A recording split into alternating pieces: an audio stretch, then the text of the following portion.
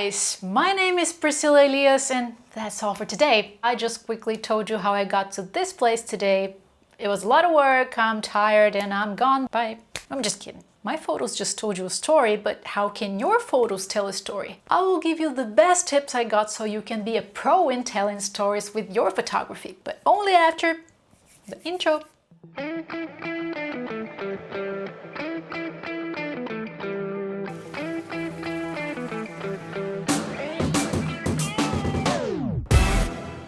How do you like this shirt? You know, I really like it. I can't get it off my body anymore. As you can probably see, because it's like the third video I'm recording with it. Maybe I should stop wearing it now. What do you say? Say no, please. I'm just kidding. Say whatever you want. Just let me know if you like it and if I should produce some more so you can have one of them also. But today I'm here because I want to tell you how you can tell your story with photos. So, how can your photos tell a story? In maybe 5 seconds and a few photos? I just quickly told you the story of my YouTube video recording routine with as many details as possible in just a couple of shots. I told you this is how it is before recording begins, daily routine, working on the computer, editing photos, editing videos, thinking of new content to share with you, and so on. So the mess starts. I need to set my lights, backdrop, move the table around, set the camera in the exact right angle, move things around a little so I can prepare the scene for the video. With all of that in place, or maybe I should say out of place, I'm ready to go.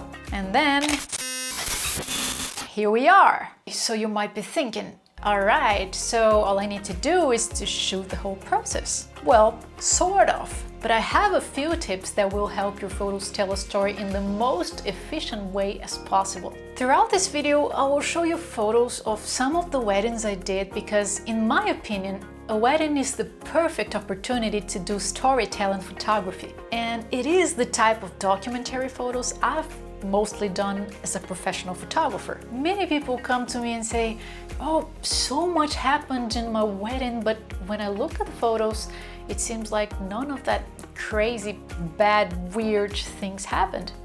Everything looks perfect and nice. And I go, no, don't tell me that. To me, boring. When someone hires me as their wedding photographer, I make sure they know my style for shooting weddings is the documentary style. I want to make sure the couple will look back to those photos and say, whoa, do you remember this? This was crazy, or this was bad, or this was amazing, or emotional, or whatever the truth was, whatever the story was. Of course, the fairy tale is nice.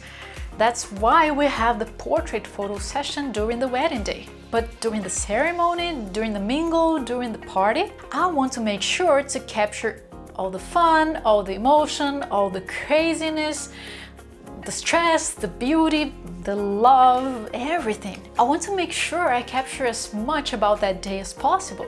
That's what will make the storytelling complete. So I want to freeze memories. So my first tip is be aware and ready. Keep an eye on everything that's going on around you. Have your camera set and ready for the location where you're shooting and be quick to capture everything that's going on. A child crying, friends talking, people hugging, someone being emotional, a special look from the couple, small things that happen and that many times are not the main thing happening but still represent a lot to the story. If you're shooting a wedding and the priest says something funny that relates to the couple, they laugh while somebody gets emotional about it, try to quickly capture all of that. Be aware of details such as nervous hands, small details that might represent something to the couple, and so on. Shoot, shoot, shoot. Shoot whatever you think could be part of the story. Tip number 2. Find the best angles. What do you want to emphasize? What are the most important things you want to show? If you want to capture someone going wild and crazy on the dance floor,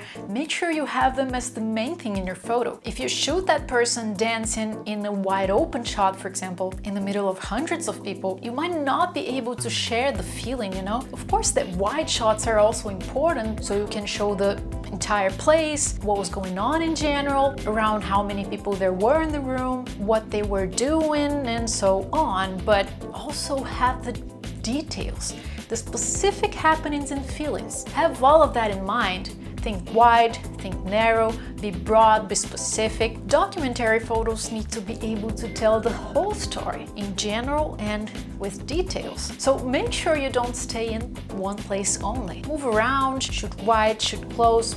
Make sure you capture all kinds of angles so your story will be complete. Tip number 3, have a versatile lens with you. That's very important if you want to be fast and accurate. Have a good zoom lens with you. For documentary photos, I usually use the 24 to 70mm 2.8, but another good option could be the 70 to 200mm, depending if your camera is a crop sensor or not, and depending on the size of the place where you're shooting. For weddings, for example, which is the type of documentary photos I do the most, the 24 to 70mm 2.8 is the best option, in my opinion at least, especially because a 70 to 200 would be a very heavy lens to carry around all day long. If you shoot street photography, then the 70 to 200 could be the best option. Either way, having a versatile lens can help you a whole lot in telling stories through your photos, as it will allow you to come closer and further to whatever is going on in a much more efficient way than if you had to move around all the time. Plus, if you're moving too much all the time and getting too close to people's faces, you might end up catching people's attention and end up losing the moment and therefore the story. Tip number 4, don't be shy. Shoot whatever you need. That's what you're there for. You will only send those images to your client, so if they don't like what they see, they can simply delete them or ask you not to use certain images. But I've never had a client complaining about me shooting them changing clothes, having a breakdown, being nervous, dropping stuff, or anything like that. The truth is, after the chaos is gone, they will most likely laugh at it and they will enjoy having those memories because it was part of their story. It was part of their truth, you know? So don't be shy. Shoot beauty, shoot chaos, shoot whatever that can trigger memories, because that's what storytelling photography is all about. Telling the story and evoking feelings. Tip number 5, don't direct. Different from when you're shooting portraits, where you're usually after the most beautiful angles or a specific something you had in mind. When you do documentary photos, you just want to let things happen as they are. You want people to be themselves and make them almost forget you're there. So don't tell them what you wear, don't ask them to pose or to act in certain manners or anything like that. You can direct some during the portrait photo session, but as for the rest of the day, try to let things happen in a natural way. That's when the story will be beautifully told through your lenses. I still have 2 more tips to go, but before I go on, if this video helps you, please hit the like button and consider subscribing to my channel if you haven't already. You will help me a lot in return and will make me very happy and thankful. Done that? Thanks a lot. Let's keep going.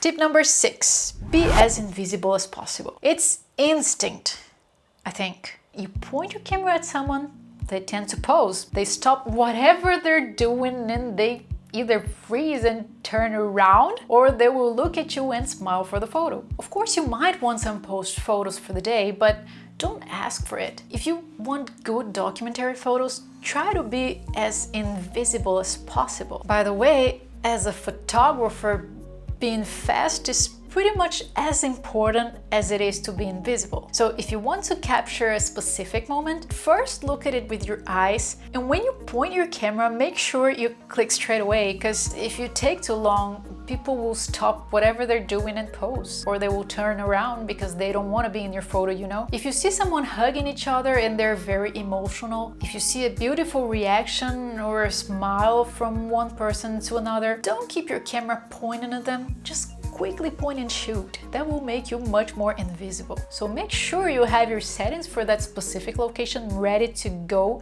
before you actually start shooting. After that, just be accurate. It will definitely help you to tell the whole story in detail with perfection before people change their behavior because they're shy about being captured by your camera. Also, if you want to be invisible, don't be on people's faces. That's when a good versatile zoom lens will help you. If you shoot with a 24 to 70 at 70mm, or if you use a 70 to 200 at any focal distance, you will be able to shoot from distances where people won't even notice you.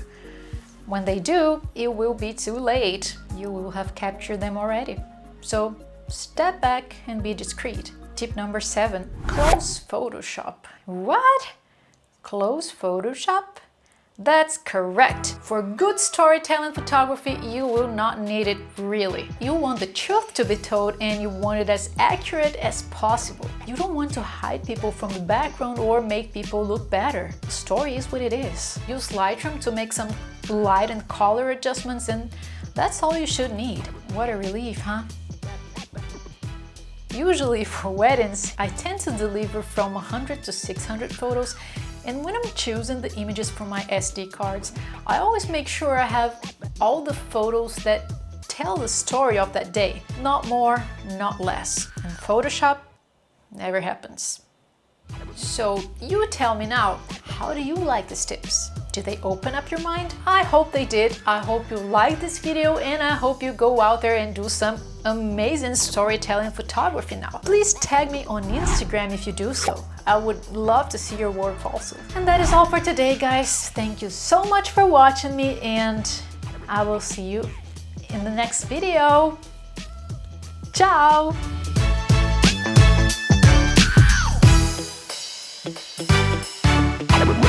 Yeah!